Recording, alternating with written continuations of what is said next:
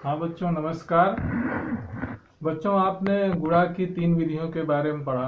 पहला कॉलम विधि या बॉक्स विधि, दूसरा विधि जो था वो नेपियर बोन्स विधि था, तीसरा विधि जो था वो इजिप्शियन विधि था जो मिस्र में 700 साल पहले उपयोग में लाया जाता था। अब उसका उपयोग नहीं करते हैं क्योंकि वह उसका उत्तर लगभग आता था, या मतलब जो सही उत्तर है उसके करीब कम ही आता था, इसलिए उसका प्रयोग नहीं किया जाता है। अब हम चौथे विधि, गुणा करने की चौथे विधि के बारे में बताने जा रहे हैं, जो जापान में पहले उपयोग होता था और अभी भी पारंपरिक रूप से उपयोग इसका किया जाता है। जब लिखने की प्रथा विकसित नहीं हुई थी तो इसको सिक्कों के माध्यम से, लकड़ियों के माध्यम से गुणा करने की तकनीक अपनाई गई, जापानियों ने अपनाया, और वही विधि मैं आपको बताने जा रहा हूँ। तो ध्यान से देखिए बच्चों, जो चौथी विधि है वह विधि है जापानी विधि।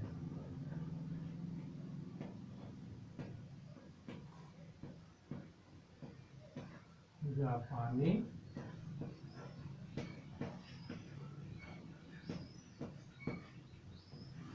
विधि।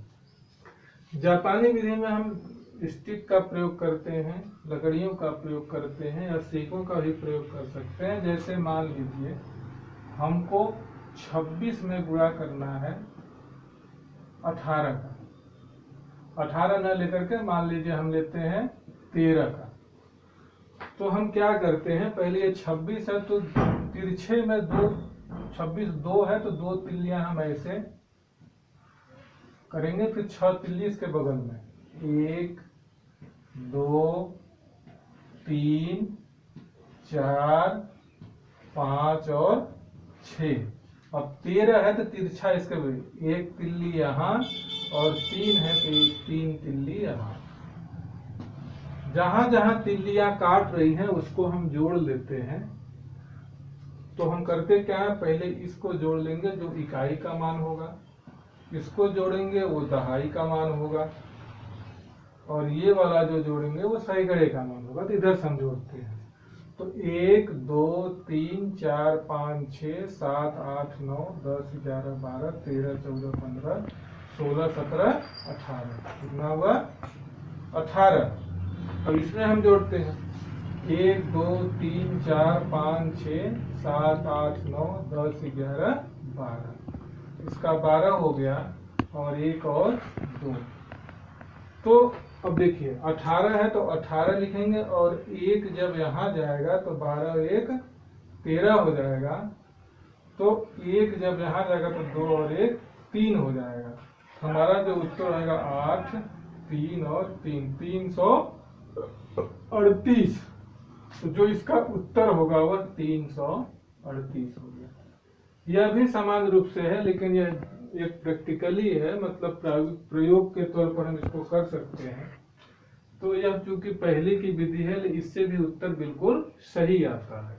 दूसरा देखिए, दूसरा भी हम कर सकते हैं इस तरह से, हम जितना चाहें उतने का गुणा कर सकते हैं। और हमारे पास कॉपी कलम नहीं होता तो समान रूप से हम इसका प्रयोग करते हैं। जैसे मान लीजिए 232 में गुणा करना है 112 का।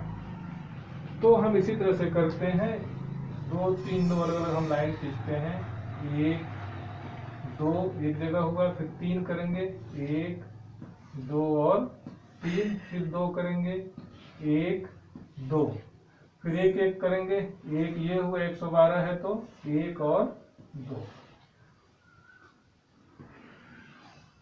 तो इसी तरह से हम जोड़ते हैं इसको हम जोड़ेंगे तो इकाई हो जाएगा, ठीक है। और ये वाला जब जोड़ेंगे तो ये हमारा दहाई का हो जाएगा, और ये हम जोड़ेंगे तो हमारा सैकड़ा का हो जाएगा, ये जोड़ेंगे तो 1000 का हो जाएगा, और इसके बगल 10,000 का हो जाएगा।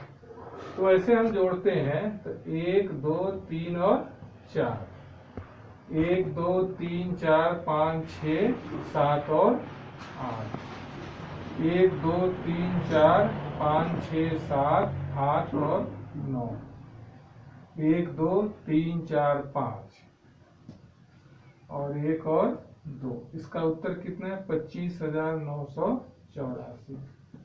तो एक हमारा यह भी बिल्कुल सटीक तकनीक है, सटीक विधि है, जिससे हम गुणा कर सकते हैं और आसानी से कर सकते हैं। ठीक है बच्चों, आप चाहें तो एक उदाहरण और देख सकते हैं।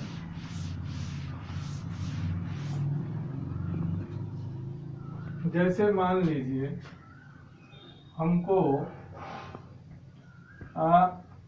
232 में गुणा करना है 123 का। तो उसी तरह से हम करेंगे 1 2, ये 2 हो गया, फिर 3, 1 2 3, फिर 2 1 2, फिर 123 है तो 1 हम ऐसे करेंगे, 2 है तो 1 2, फिर 23 का इकाई 3 है तो 1 2 और 3।